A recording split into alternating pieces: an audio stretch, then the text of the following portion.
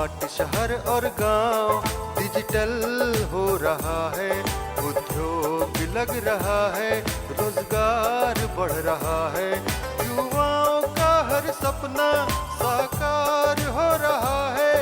ये झारखंड भी अपना आत्मनिर्भर बन रहा है, खुशहाली छाई है चाहो, है अपना झारखंड विकास की ओर बढ़ रहा है, झारखंड विकास की ओर। नमस्कार, कार्यक्रम झारखंड विकास की ओर में आपका स्वागत है। हमारे इस कार्यक्रम के माध्यम से हम आपको बताते हैं कि झारखंड में कौन कौन से विकास के कार्य किए जा रहे हैं और साथ ही आपको बताते हैं कि लोगों को कैसे विकास की ओर ले जाया जा रहा है। दर्शकों, प्रधानमंत्री जी ने किसान क्रेडिट के जरिए मत्स्य पालन को भी शामिल कर लिया है। अब हमारे किसान खेती के साथ साथ मछली पालन का भी काम शुरू कर सकते हैं, जिससे उनकी आमदनी भी बढ़ेगी। मत्स्य पालन के लिए सरकार भी उनको काफ़ी हद तक मदद कर रही है। तो चलिए आपको लिए चलते हैं पश्चिमी सिंहभूम रोइडी में रह रहे उन महिलाओं के पास जो कि परियोजना के तहत मत्स्य पालन करके खुद को आत्मनिर्भर कर रही हैं।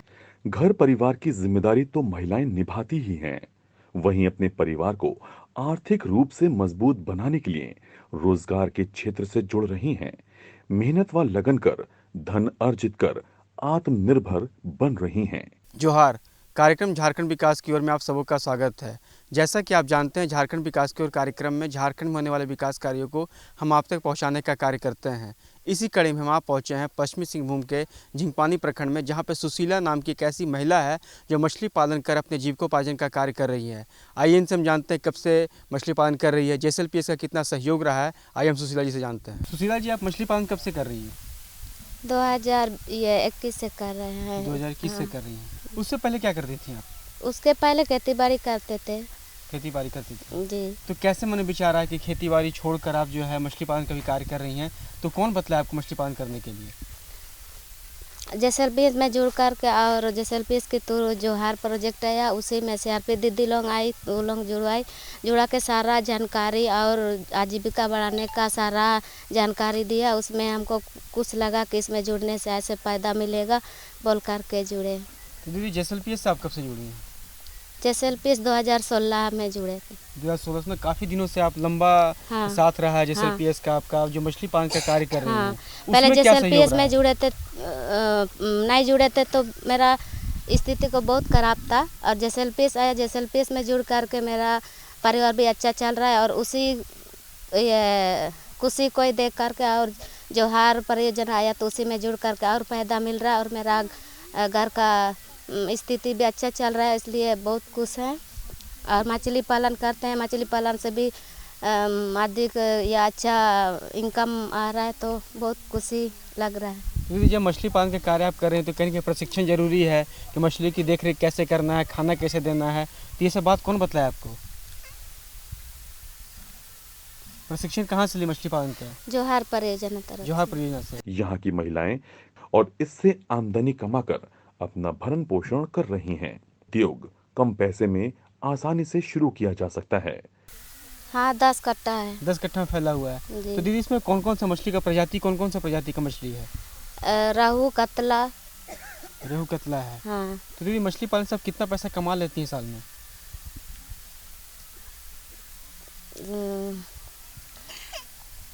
30,000 कमाते हैं। 30,000 कमाती हैं। तो इसमें जो महिलाएं मछली पालन का कार्य करती हैं तो निश्चित तौर पर इसका आप देख रेख भी करती होंगी। हाँ, इसकी देख रेख कैसे करते हैं?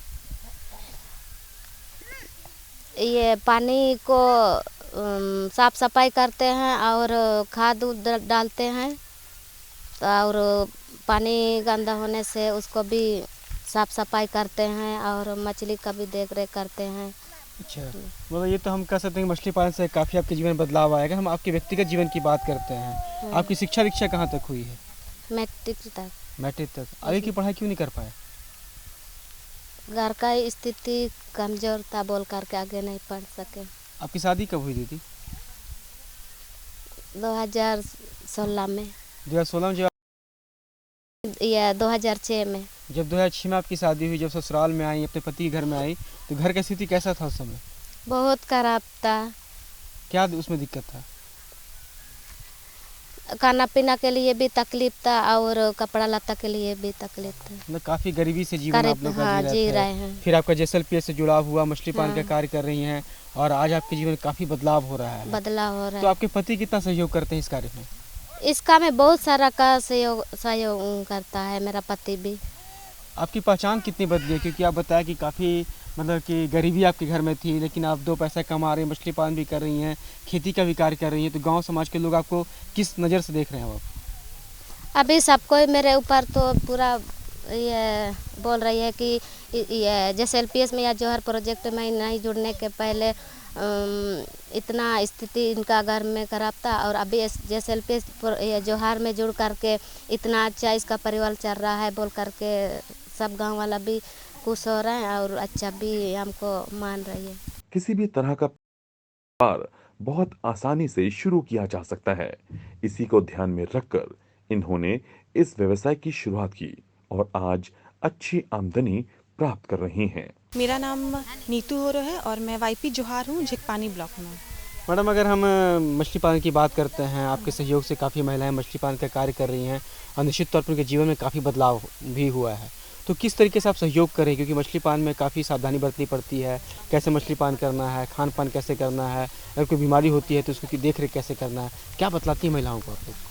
जोहार प्रोजेक्ट के अंदर में हम लोग दीदी लोगों को प्रशिक्षण भी देते हैं कि मछली पालन कैसे करना है, किस समय में फिंगरलिंग्स को डालना है, कब उनको फीड देना है, तालाब को कैसे तैयार करना है। और इसके लिए जोहार प्रोजेक्ट में उनके लिए अनुदान भी आता है मछली के लिए और जाली के लिए, उनका दवा के लिए और जितना भी उनका जो सामग्री यूज़ होता है तालाब में, उन सब के लिए जोहार प्रोजेक्ट से उनको अनुदान मिलता है। तो इससे उनको बहुत सहायता होता है और उनको प्रशिक्षण दिया जाता है कि किस समय में करना है, कैसे करना है। तो ये सब जोहार प्रोजेक्ट के तहत आता है। अगर मछली पालन की बात करते हैं तो बीज बड़ा प्रमुख है। अगर सही समय पर अगर बीज नहीं मिलता है तो निश्चित तौर पर इनको नुकसान हो सकता है, तो बीज की क्या व्यवस्था है? बीज के यहाँ पे जोहार प्रोजेक्ट में हमारा यहाँ पे कोल्हान एग्री प्रोड्यूसर कंपनी है, जिसे हम FPC बोलते हैं, formation of producer company, farmers producer company, जिसमें कि जितने भी यहाँ के फार्मर्स है ना, जितने भी दीदी लोग हैं जो लाभुक हैं, उन सबको जोहार प्रोजेक्ट के तहत उससे जोड़ा जाता है। और इसके तहत उन लोगों को जब भी ज़रूरत होता है, फीड का ज़रूरत होता है या फिंगरलिंग्स का ज़रूरत होता है मछली के लिए, तो वहाँ पे डिमांड किया जाता है और उस डिमांड पे फिर वो सामान आता है और दीदी लोगों को यहाँ पे समय पे वो सामान मिलता है। अगर हम बाज़ार व्यवस्था की बात करते हैं, जैसे कि मैंने बताया कि वो यहाँ पे खुद से मछली निकालती हैं और बिक भी जाता है, अगर मान लें कहीं अधिक मछली अगर होगा तो इसकी बाजार व्यवस्था आप लोग किस तरीके से उपलब्ध कराएंगे आप लोग? वो भी हमारा कोल्हान एग्री प्रोड्यूसर कंपनी करता है जोहार के तहत, जिसमें कि अगर ज़्यादा क्वांटिटी में दीदी लोगों के पास मछली रहता है तो वो चीज़ वो वहाँ से लेके जाते हैं, वो गाड़ी लाते हैं, और ट्रे में यहाँ पे भर के वो फिर कोल्हान एग्री प्रोड्यूसर वो अपना मार्केटिंग करके दीदी लोगों को उससे मुनाफा होता है और दीदी लोगों को उसके लिए पेमेंट भी मिलता है। और अगर दीदी चाहती हैं कि वो अपना बाज़ार में बेचे तो वो बाज़ार में भी बेच सकती है। जिससे महिलाओं में ये कार्य इसलिए तेजी से लोकप्रिय हो रहा है। इस तरह के कार्य से जुड़कर जहां इससे उनकी आर्थिक स्थिति बदल रही है, वहीं उनकी सामाजिक स्थिति में भी बड़ा बदलाव आया है। अगर एक महिला घर से अगर उठती है और वो आगे बढ़ती है तो इससे पूरा घर शिक्षित होता है, पूरा घर इसके लिए प्राउड फील करता है कि हाँ एक महिला आगे बढ़ रही है। और सबसे प्राउडिंग मोमेंट होता है उनके हस्बैंड के लिए, जो कि बहुत सारे लोग अभी अलाउ नहीं करते हैं कि उनकी वाइफ ये नहीं कर सकती वो, पर जो हस्बैंड को, हर एक हस्बैंड को ये भी हम बोलना चाहेंगे कि उन्हें अलाउ करें, क्योंकि वो आगे बढ़ती हैं। उनमें एक महिला में बहुत कैपेबिलिटी होती है, वो घर को भी संभाल सकती है और बाहर काम भी कर सकती है। बस वही है कि उन्हें अपॉर्चुनिटी दिया जाए, तो उस अपॉर्चुनिटी का वो ये लेती हैं कि उस अपॉर्चुनिटी से वो अपने आप को निखारती हैं और जितना भी प्रोजेक्ट और जितना भी जो सरकार चलाती है उससे जुड़ के वो काफ़ी आगे जा सकती है गाँव की दीदी। प्रधानमंत्री जी का कहना है कि हमारे देश के जो महिला हैं चाहे पुरुष हैं वो हुनरमंद हों। निश्चित तौर पे यहाँ पे महिलाएं जो मछली पालन कर रही हैं वो भी हुनरमंद हो रही हैं। तो आज के दौर में युवाओं को हुनरमंद होना क्यों ज़रूरी है? आज के दौर में एक युवा को हुनरमंद होना बहुत ज़रूरी है, क्योंकि जैसे मोदी जी ने कहा है कि आत्मनिर्भर होना भी बहुत ज़रूरी है।